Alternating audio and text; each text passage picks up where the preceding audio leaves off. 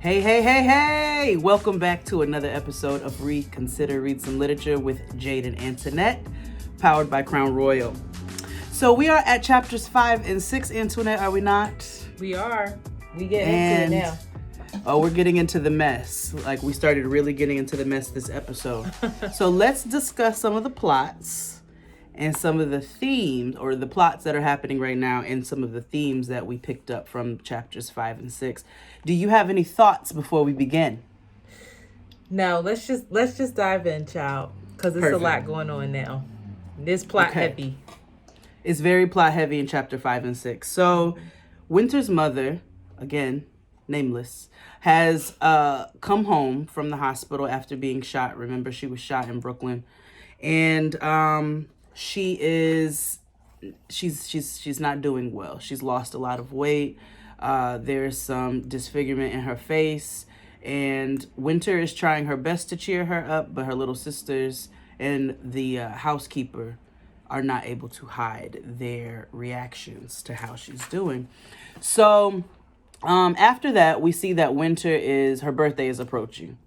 And Mama is ready to turn up. Her 17th birthday. Her 17th birthday, which is actually very important to note. Thank you for putting that in there, because we will get to that in just a little bit. But her 17th birthday is coming up, and in good Winter selfish fashion, she thinks about her mother for 2.5 seconds after coming home, and then thinks about how she is going to take her mother's new Benz out for her birthday and stunt on hoes. So Winter's disgusted by the way her mom looks. She comments on that, which is wild, but that's not the plot, so go ahead. We'll get to that in the themes. A lack of compassion. So you know, she's like, I need to get out or whatever. I need to get out for my birthday. I need to link up with my people. Originally, she was trying to get back to Brooklyn. But with all of these things going on, her father told her, do not try to go to Brooklyn. Her mother's like, please don't go to Brooklyn. Her mother's the one, which I thought was also very notable, was like, do not go to Brooklyn.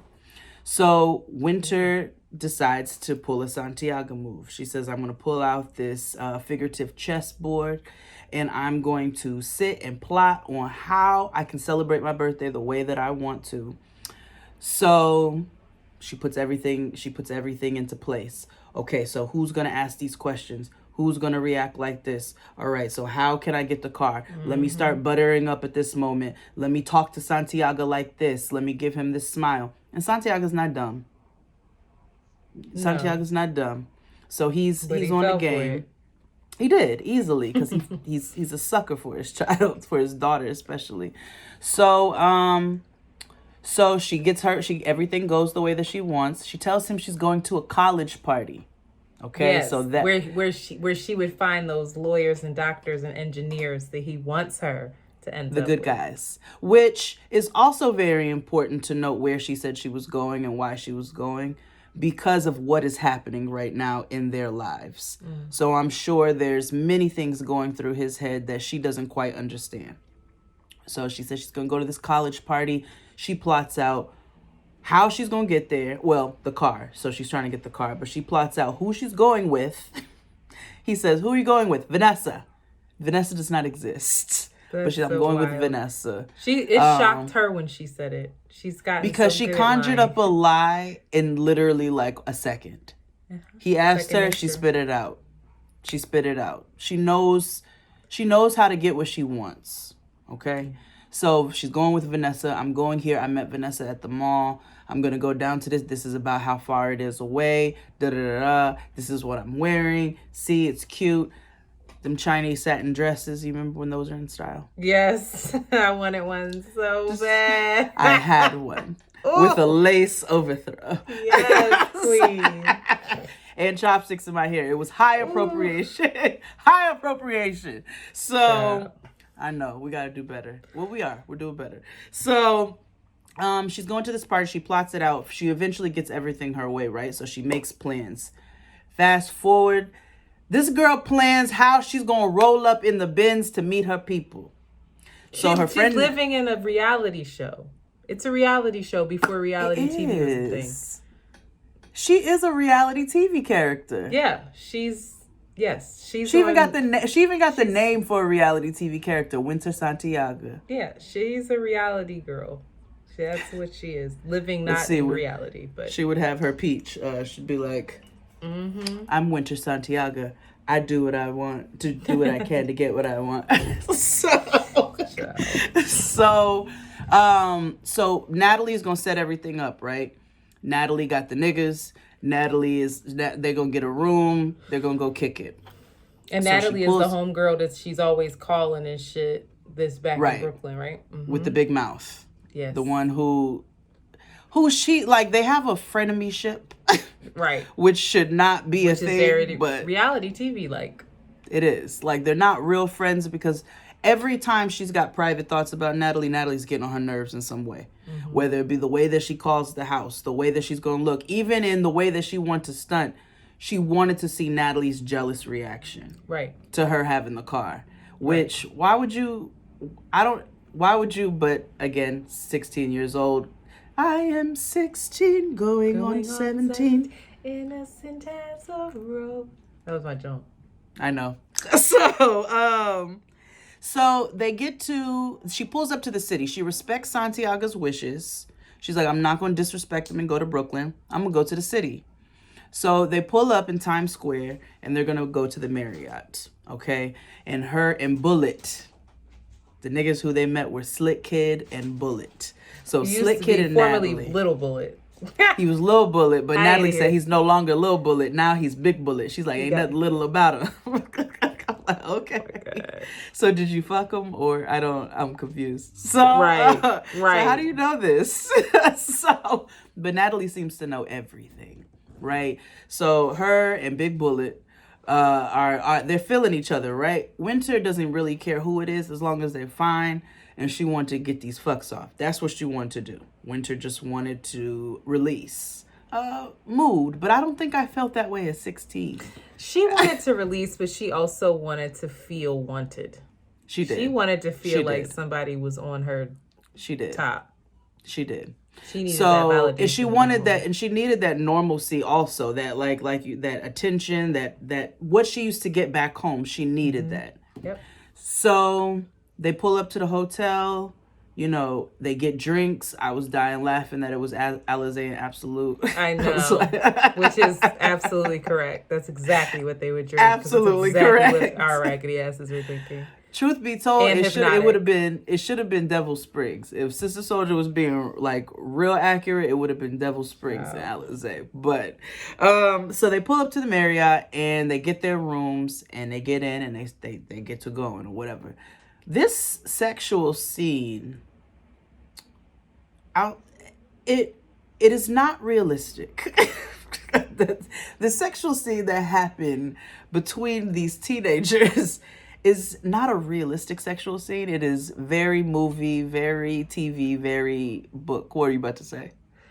It also, I mean, I don't even want to go into this stupid sex, but also when they were in the like jacuzzi and then the friends came through from the adjoining room and like everybody was just in the jacuzzi but naked. So y'all just sharing juices and then filming it. It just goes to show you how irresponsible Winter actually is. Like, she didn't even have the foresight to be like, nah, don't put me on film. And also, given who her father is. Exactly. I thought about that with her father. And I also thought about youth in general. And I thought about the kids of today and how, you know, just the TikTok generation. We could be having a meal outside and you will see some child on the corner. Yeah. You know what I'm saying? Different. It's just they're not in a jacuzzi. They're not, but it's the need for attention that's a problem ultimately. That need, that like thirsty need for attention, but then also she doesn't think about the consequences of who she is, who her father is, the life that she leads, none of that, right?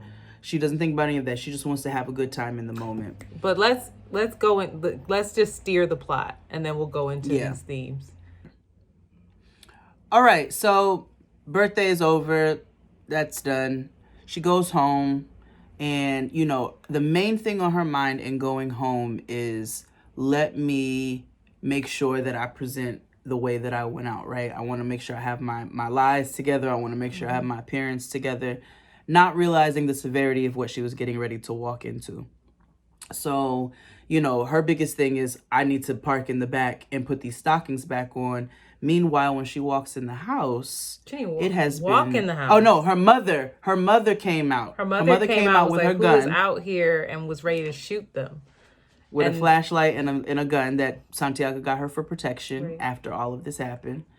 And she comes out and Winter's like, I was just making sure everything was good. Like, I was parking back here. I'm coming in the house. My bad, I'm late. She's like, Winter, the house is a mess. She's like, it's a wreck. Your father's gone. She was like, they came, they raided everything, they tore everything up. Right. So Santiago is locked up. Mm-hmm. Mom is... And he was seized by the feds. Seized by the feds. Locked up, and then, just to drive home this plot, he's locked up, and then Winter and Mom are trying to figure out what to do. Winter's really spearheading that ship. Then they try to have many failed attempts to see Santiago. Doesn't work, because we'll get into that. And then Winter's mother gets locked up because they come back to the house and they want to question her, and she refuses to cooperate. So she gets locked up. Winter leaves the kids with the housekeeper, goes to see Santiago and Rikers, whose bail was denied, then comes back to find out that the kids have been taken by child services because there's no adult in the house. Housekeeper gets upset at the housekeeper. Right, housekeeper quits as a result. A housekeeper's fed up. She already notices a sinking ship. And then Winter is scrambling. She meets back up with the boy Sterling, who was her quote-unquote sugar daddy, who's not really a sugar daddy, like works in Chinatown somewhere. But he's so gullible and open for this girl and wanting her to, he stopped his own plans to go meet her. Right, he had company and ditched her to come get Winter. Winter's driving his car around now after she don't even know if she slept with them because she's so out of it. And Winter then meets up with Santiago's lawyer. And the house is being seized. The lawyer, so she has all these things. She's like, you got to get my dad out. You got to get my mom out. The car is gone. The house and everything is seized. And my sisters are gone. Lawyer's like, wow, that sounds like a lot. He's like, you're next. Right. Be sure they're going to be looking for you. You're underage. And that's how they check. That's why it was important for you to note that she just turned 17. Right. So this is where we're at. Okay. Thank you for bringing that home. So let's get into some of these themes. Let me tell you. Which I think... Go ahead. I just want to... Because Winter's mom... So much was revealed about her and how she was dealing with this situation. And I was shocked to see. I thought that she would have had more control and street smarts about her, especially a woman. You just got shot. The severity of things. I would think that after that, she would be more apt to be asking Santiago more questions, but instead... everything was still in his court. He was still spearheading all of the ship.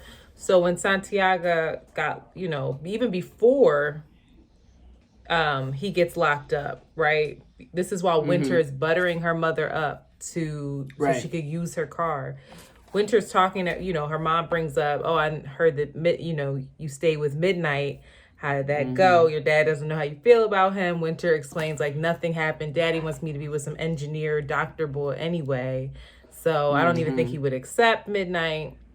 Mom, and then she's asking her mom, and it was kind of a sweet moment with Winter where she's asking her, if you could do it differently, would you? Would you have still married Dad? Her mother's response was, or would you have married some engineer or doctor? Her mom's response was never. Never. Yep. I love Santiago more than I love my own life. The hell with other men. Santiago is the only man. He takes care of me. He does everything a man is supposed to do. He has given me everything. If I had to catch a bullet for him, so what? I'd rather they shot me than him. There'd be no sense in living without him. Which is very interesting because you've got 4 children. She's saying that to one of her children. Right. And so Winter is not only hearing this, that like, okay, she's not enough for her mom to keep going, but she's also learning that this is what love is, and that's not what it is at all. But this is very, that was just so telling. And then when Santiago does get locked up, it's even more telling that mom doesn't know what to do. And I have to give her some grace in the fact that, like, she just got shot. She's dealing with PST, or what is it? PTSD. And also the fact that Santiago has never made her a part. She's never demanded it either. She hasn't demanded it. She hasn't. He doesn't share anything, and she doesn't ask. Because even when the police came, there was a naivety to the way that she was answering. You know, she was angry, but and frustrated, but she didn't know how to respond because she doesn't really think for herself. No, and it was so evident. It's also interesting because even in the midst of you dealing with all of this, in the midst of you taking a bullet for your husband, in the midst of all of this, your daughter is asking you about a man who lives a very similar lifestyle. And you go straight to, nah, we can make this happen. It's nothing. Don't worry about it. Not a deal breaker. Whereas Santiago, even though this is not in the right way, he's like, all right, no, go get with somebody who is completely opposite of what's happening over here. Mm-hmm. So I found that very interesting. Mm-hmm. There's also the fact that she literally, once everything started happening, she was not able to function. She wasn't able to function. She wasn't able to see the bigger picture when they discussed how much money they had, which was less than $2,000. Yes. She wasn't able to prioritize things in the right way. She's not an adult yet. She is such a fragmented woman. That's why she has no name. She's so incomplete without her. She's a Barbie. She's a vessel for Santiago's pleasure. And go ahead. No, please. And then, you know, this, I will say, was when I started to see Winter have a little bit, at a young 17, thinking ahead of like, okay, I don't know what she's talking about, but we need to sell the shit in this house. We need to sell this house. We need to sell the house. We need to plan and plot. We need to figure out like what our next moves are. And that's where you can see that the conversations that Winter has had with her father, that's where they've had effect. Have had some effect. Absolutely. While they're still, you're still not really thinking about this straight. Because if you're locked up by the feds, then baby, that stuff is not yours to sell. And which I thought was very interesting also. So speaking from talking about Santiago, I thought it was very interesting for a man who's been able to build an operation like this, and it's clear that he's not dumb, right? He has some smarts about him. Even when they brought out the fact when he told Winter to call Midnight, and she said Midnight got locked up, he was confused because he set it up where Midnight is not to touch product. Right. Midnight is the go-between. He's the one who kind of handles everything so that when stuff like this goes down, his hands are not dirty. Right. But I thought it was really interesting that Santiago did not set his family up properly. Even with all his smarts and all his dealings, you put money in a safe in the house that's going to get seized. He didn't even realize the severity of them taking the house. I don't think that he realized that the feds were on him. I think that he just thought it was some local police shit. I don't think that he realized that at all. Because, the safe being in the house. He does have something. There's some the key that he told Winter to tell the lawyer, and the lawyer knew what that meant. So there's money somewhere that nobody knows about, that only the lawyer knows about. But we also have to take note that this was in the late 80s and early 90s, which was right behind the crack boom, right? So it could have also been a thing where they didn't think on a Fed level. A lot of like dealers didn't think on a Fed level of what could happen and set themselves up in that way because this is kind of like the heightened part of where all of this was coming, coming to fruition. So it could be something around those lines. But then there was also all of the partners, all of the women, all of the baby, That made all me of so the sad. calling, asking about their men. One all by one, these families. Yeah, one by one, women's voices filled with fear, rage, and hysteria called demanding that Santiago rescue their husbands, brothers, and sons. They had all been bagged. I was just like, oh, the whole family, all the men of the family, and that just, that's just the generational curses that are being passed on, and the dismantling of the Black family. Yes, and I also thought about you have the displacement of Black families, you've got the dismantling of Black families, but then you also have, I thought about the countless children in the system, between her sisters getting taken and then all of those families. Maybe those women were not locked up, clearly, because they weren't in the same place, right? But think about the system and all of these children who are displaced and put in places where they're not supposed to, or where things happen to them because of how the system works. Right. It's curses. And this is all provided and started by the government. But they don't want to have. But also it is, but yes, this is layered, because it is. It's also choices that people make. But like, why are they making these choices? It's very, very layered. It is. It all goes back to white supremacy. But that's where it ultimately all leads back to, is white supremacy. Yes. And capitalism. So that's chapters 5 and 6. That's pretty much what's happening now. We're gonna get it. I'm excited for the shift that's getting ready to come, because we're really gonna dig into Winter a lot more and get into her personality a lot more, and some of the things that happen to her and what's able to shape and shift her. And we're gonna have more fun discussions. Do you have anything to add, Antoinette, before we head out? I just wanted to point out that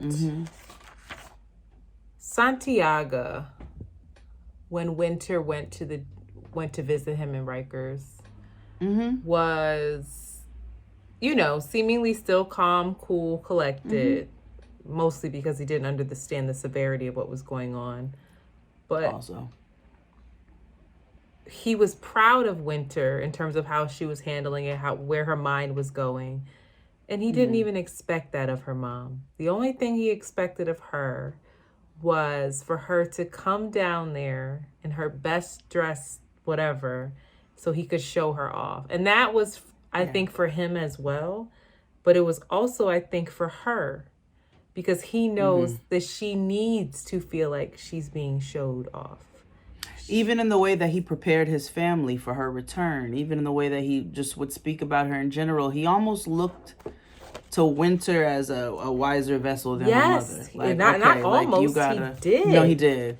He looked to her as a wiser vessel. Okay, well, you got to make sure, your mom was going to act this way, or you got to, make sure you hold the family down in this way, or, even when things were happening the first time when her mom got shot, well, her mother got shot, but it's just the way that he speaks and the expectations that he puts on Winter, and how he hands her that baton, but he has no expectations of his partner, of his wife. None. She has no identity. She has nothing. And I think these chapters were really here, outside of painting the plot for us and letting us know what's going on. I think they were really here to show us the severity of her lack of being able to think for herself. Like, she's not able to think for herself. She's not able to exist without Santiago. Well, that is her entire existence. And I won't go on and on, but she was 14 when she had Winter. She hasn't lived. She hasn't at So all. reading this, I get so angry with her, and then I'm like, she was stunted. Like, and when a young woman has a baby at a young age, that's not like a tragedy or like something where it's like your life is over. Like, it just requires so much more attention to personal development while you're trying to develop these other humans, because you're coming to the table without all the tools. you know? And so you got to build your toolbox up while you're like getting your kids' toolbox together and managing your relationship with your child's father / husband and the world. That's so much. And it's like, so It is. I try to have compassion for this woman, but also everyone is, except I think for Midnight, they're so wildly arrogant that it's just hard to have that compassion. It's so, I'm very curious, and if they were going to do another, like do character updates and things like that, I'm very curious to know her mother's backstory. I would be really curious to get into where she was, how her family dynamics were when she got pregnant at 14. Did she just go off to live with Santiago after that? Sure. What were the dynamics at home, even before all of that, pre-winter? You know what I mean? But at 14 years old, you are still developing. You're still developing. You are still a child. You are still experiencing the world and just getting your feet wet in that. And so not only bring a child into this world, then she had, 3 other kids, and she just never took the time. She never took the time to focus on herself or to see what it is that she really wanted. And I don't even think she and nobody invested knew to do that. Right. Nobody Exactly. invested in her to tell her that should be a priority. Exactly. Which is why it becomes generational curses, because look at the advice and look at the conversations that she has with Winter. Yeah, it was crazy how easily Winter was able to play her mom and manipulate her. But imagine if Winter literally hung on to her mother's every word and didn't really think for herself either. I think she does in some ways. She does with, like, in terms of how she values herself and the lifestyle that she wants to live. Yeah. But there's also a lack of respect for her mother as well. Oh yeah. Immensely. But Winter's also 17 and her mom's stuck at 14. And Winter Arrested Development. Yeah, her mom doesn't. Winter, I don't think that Winter's even aware that she doesn't respect her mom that much. No, I don't think so either. I think she looks at her mother as her best friend. Right. And that is the extent of it. That's my mother, my best friend. That's my bestie. Shout out to Mrs. Santiago. That little stupid, silly, simple. Let's pray for her. I'm praying for her every day. Let's pray for her. Let's pray for her. This fictional character. Let's pray for this. But it's not fictional because we know women. It's not because exactly, and that's why we wanted to talk about a lot of the themes within these books, or within this book right now, because these are curses and these are things that we see throughout society, and we want to draw attention to it. You know what I'm saying? Like, I don't want to get all into the alls, but I thought it was really important that Sister Soldier put these 2 chapters in here and really kind of broke down and showed the way that her mother, from the incident that happened all the way to how she's reacting with all of these things going on around them. I thought it was important that she did that. The way that she wrote about Midnight, Midnight wasn't even in this. Look at me. No. The way that she wrote about Santiago getting locked up, it was not romanticized. We didn't see it happen. There wasn't descriptions about how the police arrested him, what he did. It was boom. She just dropped the bomb. And it was like, and so we were left with the dust that was still settling. And I thought that was really a great approach to it. Absolutely. Because that's how it hits people and families. It's like exactly, because it was very important to note that Winter was out having a good time, celebrating her birthday, focused on herself. You know what I'm saying? Focused on these really minute things. I can't wait to stun on hoes in my mom. Right. And feeling untouchable, feeling invincible, and then returning home, and literally her whole world is shifted. Boom. Just like that. So no, Sister Soldier did her thing with this. As I'm going back and I'm like, okay. She did. She absolutely did. Now, in my young mind, when I was reading this, I'm sitting I'm like, yes, Winter, that's how you fucking handle business. Like, are you serious? That's so funny. When she started getting her shit together, absolutely. I remember thinking 15, like, Oh, she is smart. Yeah, she got sell the house, Exactly. sell the house. But I wasn't also, thinking about her mother's lack of identity. no. Oh, when I was younger, I was. I remember wasn't thinking actually. like, this lady is dumb. I remember being so annoyed with her, having That so she much was disdain. dumb, but I didn't think about her complete lack of identity. No. Like how we're going into it now, that didn't even cross my mind. I'm just like, Winter's a bad bitch. She's on her shit. She wants to have that's all you really think. When her you're mom younger, is dumb. When you're younger, you don't have the fucking tools to even understand the complexity exactly of situations, and that is Mrs. Santiago. I want to. Poor baby. We pray for you, Mrs. Santiago. Shout out to her. But we will be back in 2 weeks with chapters 7 and 8. And then following that, we'll have a really nice announcement about a live event we're going to do halfway through this. So make sure you all stay tuned for that. Thank you for everybody for tuning in. And please comment in the description or in the comment section. Hit us on the interwebs, on the socials, all of that. And you can also catch us at withjadeandantoinette@gmail.com. You can always find us there. So, do you have anything to add before we head out, Miss Mab? I think you took us out beautifully, Queen. Wonderfully, Miss Mamas. Well, we will see you all in 2 weeks. Bye. Bye.